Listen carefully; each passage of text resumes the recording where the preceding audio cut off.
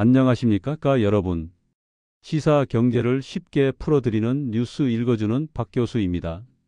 오늘은 투자자라면 누구나 영향을 받을 중요한 변화에 대해 이야기하겠습니다. 내년 1월부터 코스피와 코스닥 주식 매도 시 부과되는 증권거래세가 인상됩니다.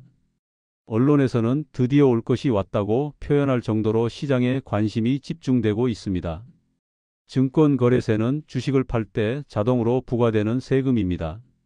이익을 보든 손실을 보든 상관없이 매도 체결만 되면 세금이 부과된다는 점이 핵심입니다. 따라서 거래 횟수가 많은 개인 투자자에게 부담이 커질 수밖에 없습니다.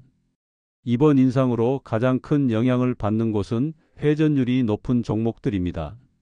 최근 한 달 거래량 상위 ETF를 보면 개인 투자자들의 성향이 뚜렷하게 드러납니다. 2차전지, 바이오, 코스닥, 레버리지 등 단기 매매 중심의 종목들이 거래량 대부분을 차지하고 있습니다. 예를 들면 KODEX 2차전지 산업 레버리지, KODEX 코스닥 150 레버리지, KODEX 레버리지, KODEX 코스닥 150, KODEX 200 등이 상위권을 차지하고 있습니다. 이 말은 이런 상품군은 단기 매매 비용이 더 커지기 때문에 투자 매력도 역시 낮아질 수 있다는 뜻입니다.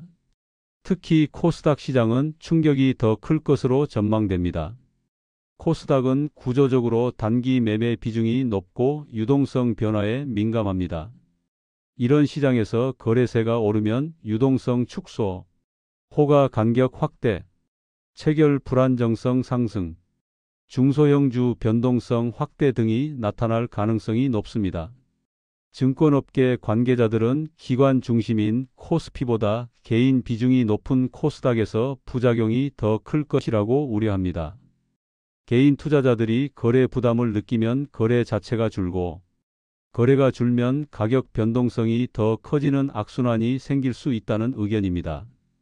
정부는 이번 조치가 단기 매매를 줄이고 장기 투자 문화를 만들기 위한 정책이라고 설명합니다. 하지만 시장 전문가들의 시각은 다릅니다. 2차전지, 레버리지, 코스닥 등 개인 투자 중심의 패턴과 정부가 유도하는 장기 투자 방향 사이의 간극이 크다는 지적이 나옵니다. 결과적으로 단기 매매가 위축되고 전체 시장의 유동성이 떨어지는 부작용이 나타날 수 있다는 우려가 이어지고 있습니다. 더 큰 문제는 현재 정부가 코스닥 활성화 방안을 논의하는 상황이라는 점입니다. 코스닥을 살리려는 정책과 거래세를 올리는 정책이 동시에 나오면 정책 간 충돌이 발생할 수 있다는 의견이 나옵니다. 특히 코스닥 시장에는 바이오 기업 비중이 크기 때문에 이미 투자 심리가 약해진 바이오 섹터가 더 위축될 수 있다는 우려도 제기됩니다. 업계에서는 보완책이 필요하다고 말합니다.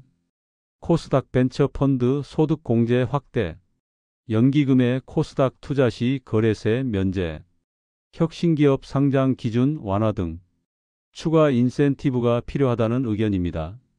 오늘 내용을 정리하면 다음과 같습니다. 첫째, 회전율 높은 종목과 단기 매매 중심 종목은 부담이 커질 수 있습니다. 둘째, 코스닥 시장은 유동성 둔화 가능성이 있어 변동성 관리가 필요합니다. 셋째, 장기 투자 유도를 위한 정책 의도와 달리 단기적으로는 거래 축소와 시장 위축이 나타날 가능성이 있습니다. 여러분의 포트폴리오의 단기 매매 비중이 높다면 이번 변화가 어떤 영향을 줄지 반드시 점검해 보시길 바랍니다. 오늘 내용이 도움이 되셨다면 구독과 좋아요로 함께해 주시면 감사하겠습니다.